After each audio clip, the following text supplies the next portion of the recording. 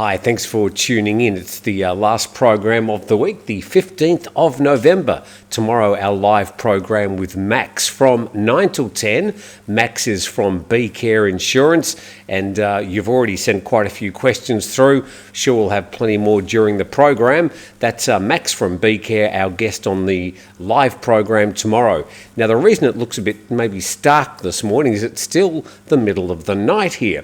I had to get up early because Daisy, the dog, she's going to the VET this morning to get some lady things attended to. So we don't have any more puppies. So that's maybe why it looks a bit stark. Now, the first story I just sort of read because, well, I thought, gee, that's interesting. But as I got into the story, I thought, what? Thaksin's first public speech in 18 years draws thousands in Udon Thani, pledges economic relief. I found that amazing. That's his first public speech in 18 years. The former Prime Minister, former convict. It says the former Prime Minister Thaksin Sinawatra made his first public speech in nearly 2 decades, addressing a large crowd of red shirt supporters in Udon Thani. And he's up there for a local administrative election event. And Thaksin emphasised that he and his daughter, PM Pattaya Sinawatra, are developing policies to address these pressing issues. And that sentence from the PattayaNews.com said without any sense of irony that he's not actually an elected official. He promised a 10,000 baht subsidy for all citizens over 60, outlined plans to reduce household debt, while increasing local incomes through agricultural and job growth initiative. He also called for educational improvements, a shift in mindset to focus on practical skills, voicing concerns that traditional education alone is no longer sufficient in today's economy. And Thaksin criticised drug trafficking and urged stronger measures, vowing collaboration with Deputy PM Aniton Shavirakun to tackle the issue. So, convicted felon, having served his time out on the hustings, pushing his daughter's political agenda. I just found that article quite interesting and amazed that it's been nearly 2 decades since Thaksin's spoken in public. Now, a bit of good news, some investment in Thailand. And Thai PBS World reporting that the BOI, that's the Board of Investment, approves 2 cloud data service centre projects for Chonburi. And Thailand's granted promotional privileges to 2 major projects, together valued more than 60 billion baht, to build data centres in the eastern province of Chonburi. So what about the first one? It's estimated to cost 32 billion, was proposed by Quartz Computing Company, an affiliate of Alphabet, which is the parent company of Google.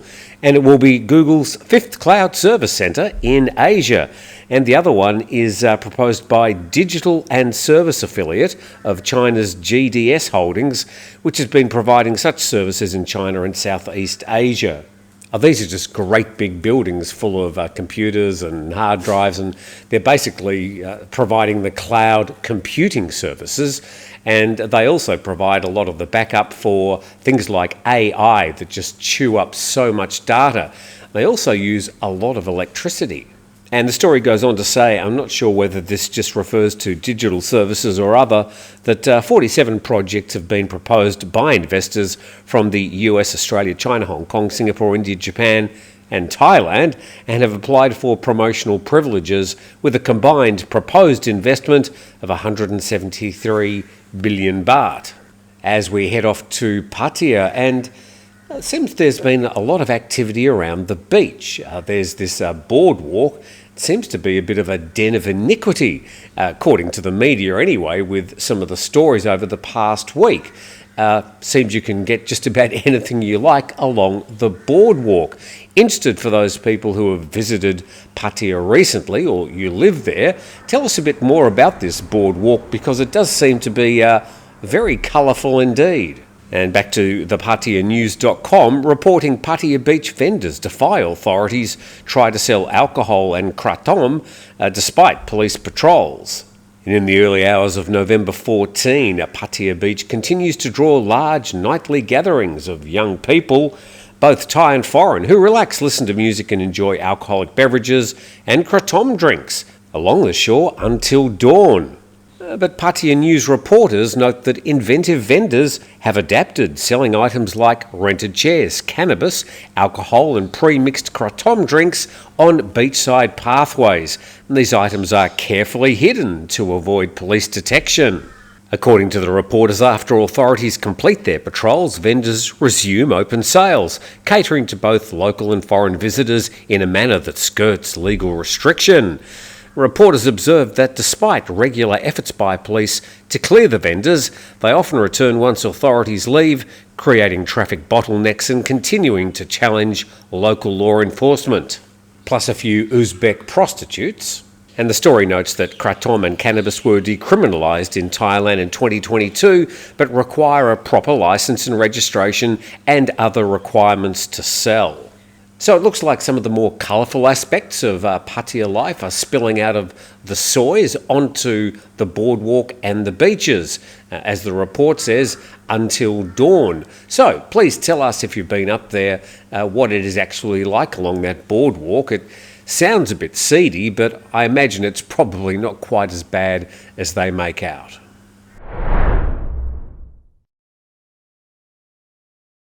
Acknowledging 5-Star Marine and Beach House Thailand making all this possible, we head to a Bangkok Post story, and a bit like the first story today, I found this all a little bit interesting and just conjured up more questions than the story provided answers. The Bangkok Post reporting Thailand set to reap 2 billion, I suppose that's US dollars, rainbow tourism boon. There we go, we've got the Love Pride Parade 2024 held in Bangkok to celebrate Pride Month in July. Here we go, Thailand's landmark move to legalise same-sex marriage is set to boost rainbow tourism by attracting 4 million more visitors annually. And generate about US $2 billion in revenue. So, question number 1, are we really expecting 4 million more visitors annually because Thailand's got same-sex marriage? What are these groups coming for? To get married, where their Thai marriage would only be legal in jurisdictions that allow same-sex marriage. Moving on, the same-sex law that's slated to take effect in January will also create 152,000 full-time equivalent jobs and will lift the nation's gross domestic product by 0.3%. Now, this is all according to an Agoda commissioned study. Agoda, an online booking system, was started in Phuket, by the way. And it goes on. Thailand became the first nation in Southeast Asia earlier this year to legalise same-sex marriage, and the third in Asia after Taiwan and Nepal. Under the new law, Thailand will recognise marriage registration of same-sex partners aged 18 and above, along with their rights to inheritance, tax allowances and child adoption, among others. It's seen as a win for, what do we got here? LGBTQIP2SAA activists, who it says have fought for over a decade for the same rights to marry as heterosexual couples. There are just no writers that are going to remember a 12-letter acronym.